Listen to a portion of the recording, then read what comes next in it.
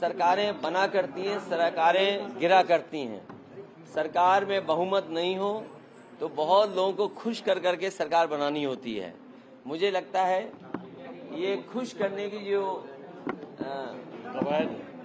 कदम चल रहे हैं, खुश करने के लिए जो फैसले हो रहे हैं, और सब गिनती का सवाल होता है।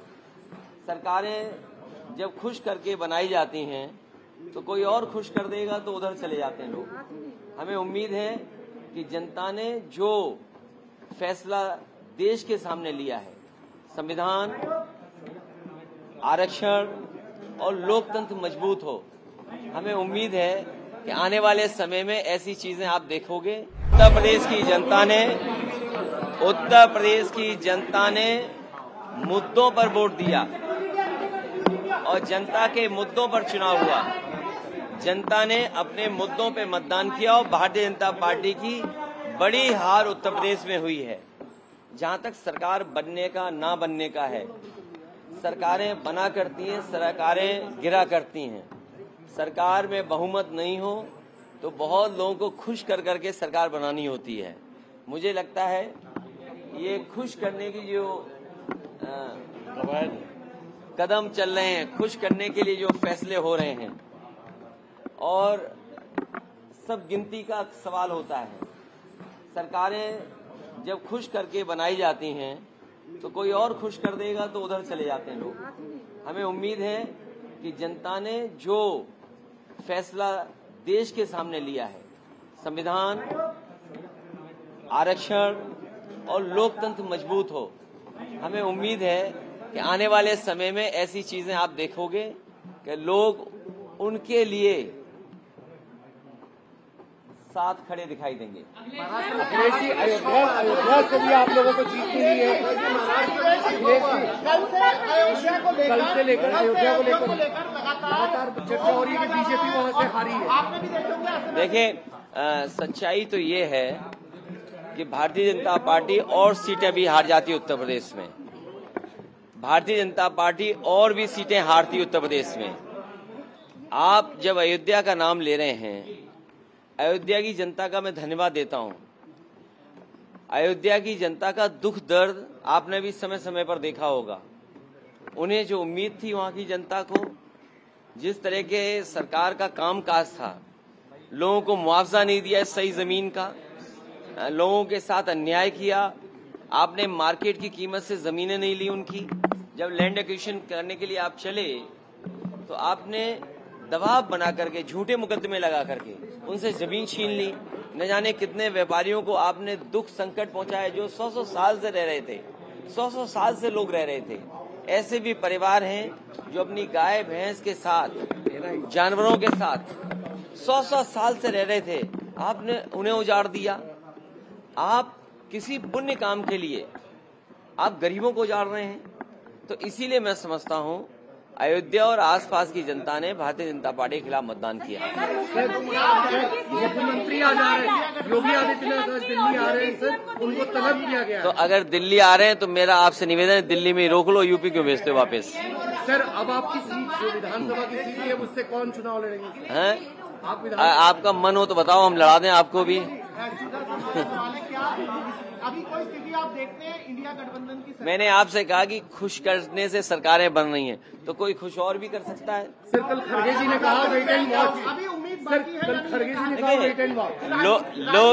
लोकतंत्र में और गिनती जब होती है तो आस और उम्मीद कभी खत्म नहीं होनी चाहिए। आस हमेशा बनी रहनी चाहिए, उम्मीद हमेशा रहनी चाहिए। पार्लियामेंट में रणनीति क्या रहेगी आपकी? पार्लियामेंट की रणनीति क्या डिस्कस हुई कल से? अभी बता दें आपको। बिल्कुल सर। सर, अभी तक उत्तर प्रदेश में हार की जिम्मेदारी भारतीय जनता पार्टी में से किसी ने नहीं लिया है।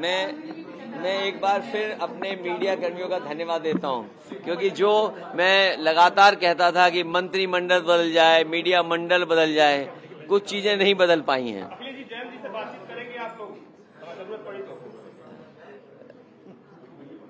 नौकरी का सवाल पे क्या देखते हैं? मैं समझता हूं अग्निवीर व्यवस्था तुरंत खत्म होनी चाहिए। सरकार को स्वीकार करना चाहिए कि उनकी गलती है, कि उन्हें अग्निवीर जैसी व्यवस्था नहीं लानी चाहिए। और न केवल अग्निवीर व्यवस्था खत्म होनी चाहिए, बल्कि बहुत से नौजवान जिनको रोजगार नहीं मिल पाया, फौज में जाना चाहते थे, उन्हें उम्र की छूट भी देनी चाहिए। एनडीए सरकार बनाने में लगी है और शपथ 8 तारीख को होने जा रही है। 7 तारीख को राष्ट्रपति ने समय भी दिया है। तो अच्छी बात है, वो तो गिनती है, गिनती जिसके पास होगी राष्ट्रपति उसी को शपथ पे बुलाएंगे, फिर गिनती बदल जाएगी, फिर कोई और शपथ देगा। ये क्या बात हुई? ये तो शपथ चलती रहती हैं। कल वेट एंड वॉच बोला गया है, वेट एंड वॉच में आप क्या कहेंगे? अरे मैंने बोल दिया भाई, हमें बचाओ तुम। सर हम लोग बचाओ सर, वेट एंड वॉच पे क्या कहेंगे? सर कल राहुल जी ने भी आपकी तारीफ की है। कन्नौज की सीट पे आ चुके हैं। मैं कन्नौज की जनता का बहुत धन्यवाद देता हूँ कि उन्होंने सकारात्मक राजनीति को दोबारा सकारात्मक राजनीति के पक्ष में मतदान किया।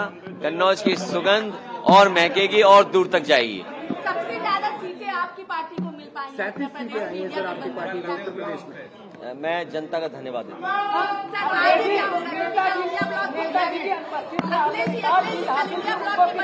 देखिए, अब देखिए नेताजी रहते तो हमारे आपके लिए सब के लिए खुशी की बात होती है, लेकिन कुछ चीजों पे बस किसी का नहीं चलता है। लेकिन जहाँ कहीं भी नेताजी रहे होंगे या होंगे, उन्हें अच्छा लग रहा होगा कि समाजवादियों ने आज उत्तर प्रदेश में बहुत सीटें जीती हैं।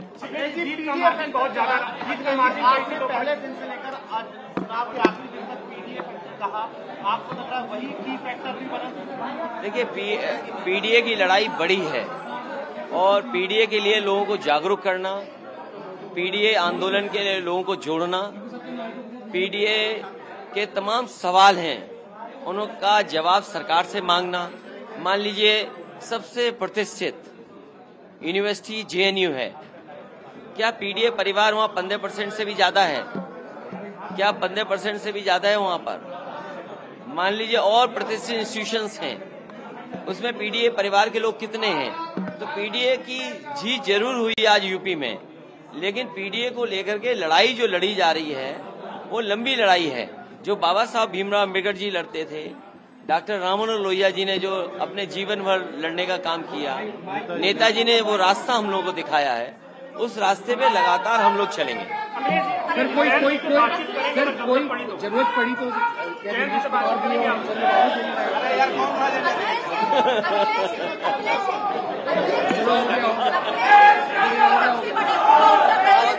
सबसे ज्यादा बीजेपी को हार मिली है, क्या कहेंगे आप?